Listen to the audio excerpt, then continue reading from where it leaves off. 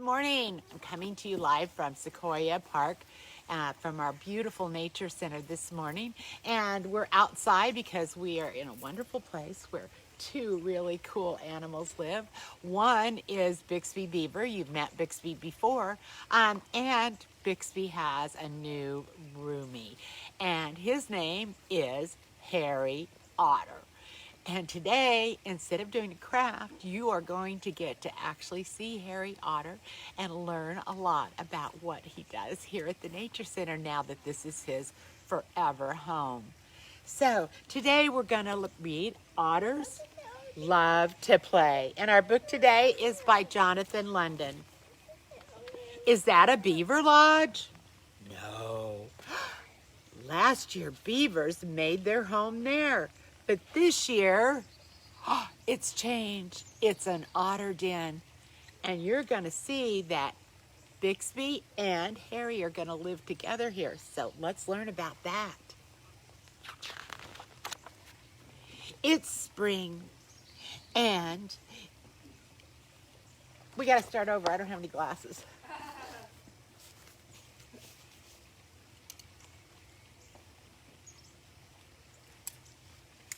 Sorry, old lady problem. Okay, rewind. It's spring, and in a nest of moss, leaves, and grass, 3 newborn babies drink milk from their mother. And there they are. You can see them there. See the little tiny babies right there. At 5 weeks old, they open their eyes for the very first time. And they can see. In another month, the pup's mother lets them out of the den to play. Otters love to play. It's like what they do for a living. Can you see them? They're running around. They leap and they tumble and they pounce on one another. They chew on ears and they wrestle and they roll and they chase and play tag and race. 2 pups grab the ends of a stick. It's an otter tug of war. Playing is fun, but otters play with a purpose. For young otters, play helps them to develop the speed and agility that they need for hunting. And for all other otters, playing strengthens their family ties. And now that the pups' furry coats are grown in and all waterproof, let the swimming lessons begin. The otter's mother carries the pups by the scruff of their necks. It looks mean, but it's not. And they take them to the riverbank and drop them in. Kaplash! Being in the water is fun. And the otter's mother gives the pups a ride down the river on her back. And then she teaches them how to swim. She supports them to the surface, and they follow her in single file and see what she does. Another otter has webbed feet and kicks with its hind legs, using its powerful tail as a rudder. I don't know if you'll get to see Harry swim or not, but it's really cool to watch him swim. Within days, the otter pups gracefully spin and flip and swish like underwater acrobats. They scramble up a mudslide and they slide back down to the water. Ka-splash! And they do it again and again and again all day long. By the end of summer, the otter's mother has taught the pups how to catch small fish with their sharp teeth and poke among the rocks and in the mud for frogs and snakes and all kinds of cool stuff. Otters' whiskers are long and sensitive. They use them to feel along the bottom and inside the cracks in the rocks, searching for food. Otters' main food is fish, and they can eat up to 1/4 of the weight of their body, which is a lot more than we eat. Now, the leaves turn colors and start to go beautiful in the fall, and all the otter pups are almost full grown now. The otters jump into a pile of fallen leaves, and one of them pops up with a pebble. He rolls on his back and he juggles the pebble between his 2 front paws. But then the days grow shorter, the nights grow longer, and one day winter blows in with a blast of white. But winter doesn't slow otters down, no. The pup's fur is thick and warm. For them, it's just more playtime. The pups' bellies, they slide down on them on a snowbank. But wait, what's that? What is that? Something's waiting, something's watching. Oh no, throughout the winter, the otter family snuggles in a ball in the fur den to keep them safe from other animals that are predators. And when they're hungry, they dive in the icy waters for fish. Otters don't hibernate, and throughout winter, the pups continue to grow. And when spring comes, the year-old pups emerge from the den and speed down the mudslide. Why?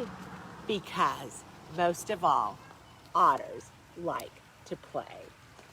And I think you have an otter who really likes to play that you are getting ready to meet.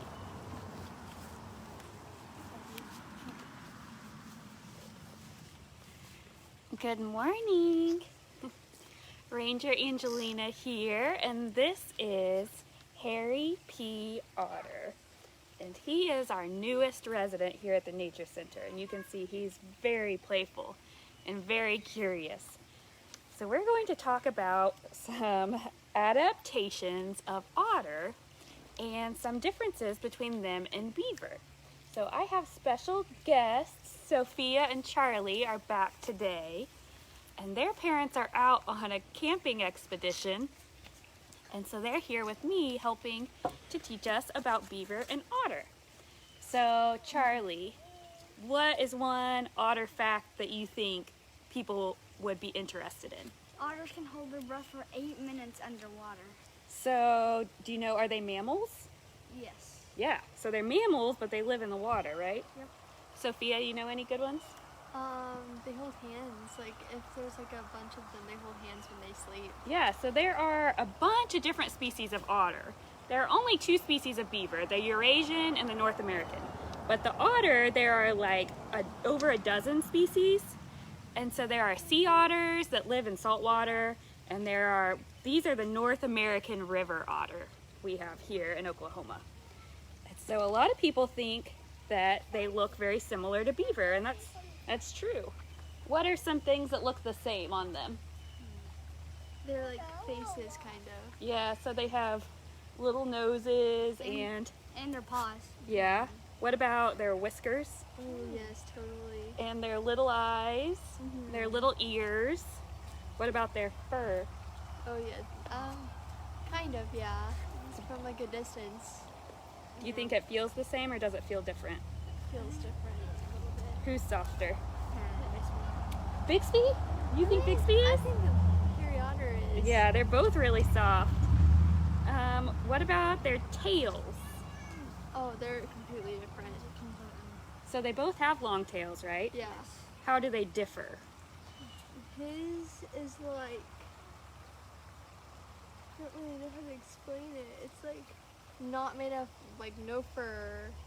It's just like, And it's flat? yeah, it's flat.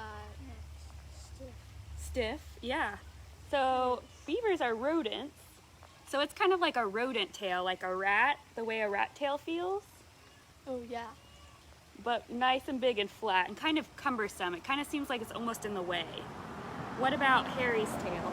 Harry's like soft And fur covered Yeah. and pointy. Yes. So they're used in similar ways. Harry's tail helps them swim faster. And do you know what beaver tails do? they like I have no idea. they have them swim. Yeah, they help them like a rudder. They help them turn in the water. And then they help them with dam building. Oh, yeah. And they help them stand up when they're eating a tree. They help like a tripod. What about what does Bixby eat? He Apples. eats. Yeah, apples. He eats like, Carrots. yep, and just like plant-based stuff. Yeah, so he is what kind of consumer? Carnivore, right? No, yeah, omnivore. I can't. Herbivore. Herbivore, yes. Yes, so he I'm- just eats plants, whereas what does Harry eat? Harry eats He eats tuna meat. fish. Yeah, so he is a carnivore. Yeah, so Harry just eats meat. He eats animals, so he'll eat mussels and all kinds of crustaceans in the wild, shrimp, but mainly fish. Right, buddy? Right. And so a big thing to look at when you're trying to find out about an animal's lifestyle is to look at their teeth, right? Because how they eat tells a lot about how they live their life. And so Harry has white teeth, and they're really sharp. He has all these sharp, sharp teeth for tearing the flesh of fish. What do Bixby's teeth look like? They're like kind of like they're orange. Yeah, they're orange. They're like And they're like big. buck teeth. Yeah, they're buck teeth. They're like rabbits kind of. Yeah, long. So those are for cutting down his trees, right? Yep. Like literally cutting through branches. Oh, and they both have webbed feet. So Harry has webbed front and back feet. What about Bixby's? Just the back. Yeah, just his back feet are webbed. His front feet are like more like hands, so that he can. What do you think he uses them Grab for? stuff.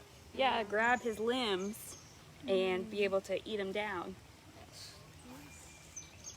Oh, he's so sweet. So where do they both live? Outside and like by water. Rivers. Yeah, so he lives rivers or ponds, and so they live in similar environments, and they don't compete with one another. They're considered a commensalistic relationship, which is really hard to find examples of. So in symbiotic relationships, when things live together, you have a lot of parasitism. So when something's a parasite to something else, which means it uses it to the detriment of the other thing. Then you have mutualistic, where both benefit. And you don't have very many commensalistic, which means one is unaffected and one it benefits. So beavers build dens, and what does Harry do? He just moves into them. Yeah. He's like, thanks, bro, for building this dam, this lodge. I'm going to go ahead and move my family into it. And so the beavers are unaffected. They built that, they're abandoned, whatever. And the otters benefit because they get to go and use that den. So they're not competitors because they're eating different foods, right? So they're living in the same area and not competitive with one another, which is why we think they're going to be good roommates here, because they're not going to fight over food like you and your sister do. Yeah. Oh, what are some things that you guys found surprising about Harry when you met him? How just like How he moves. jiggly. Yeah. He is. So he's a special case, and otters are really playful and like really pretty how they move in the water like slinkies, but he's kind of like that on land too. Yeah. And so we're going to be working on that to strengthen him up. He's getting a lot of physical therapy in his water today, or in his water every day by swimming. And you can see just how lovey he is. So how active this guy is versus Bixby. Bixby's a rodent, and Harry is in the weasel family. So they are very different, even though they have a lot of similarities. So at our family's pond, we have both living there. Did you guys know that? No, I just saw his beavers. Yeah, so last year when I was working on my nest boxes, you know, I saw 3 otter pups playing in the water. And then we have beaver in our pond. And I have watched a beaver swim almost every day for 2 years. So you would think I'd kind of be an expert on what beavers look like in the water, right? Yeah. Like I have a lot more experience than the normal person. Well, when they're swimming in our pond, can't tell them apart from a distance.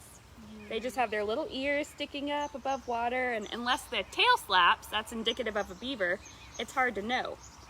But I found some scat on our dock. So it had scales in it. So who pooped there? If it had Harry. fish scales. Harry. Yeah, so it was an otter because the poop had fish in it. And like we said, beavers are herbivores. So Yeah. the beavers weren't eating our fish, but they get a bad rap. So people give otters a hard time because they'll come and eat all the fish out of your basket. I mean, they're smart.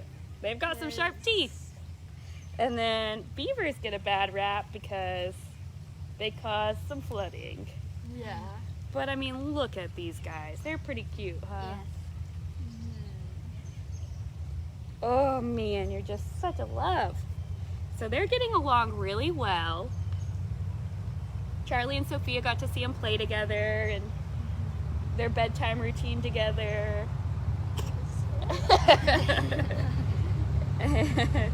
And Harry sleeps well at night. Bixby kind of like takes 7 naps a day.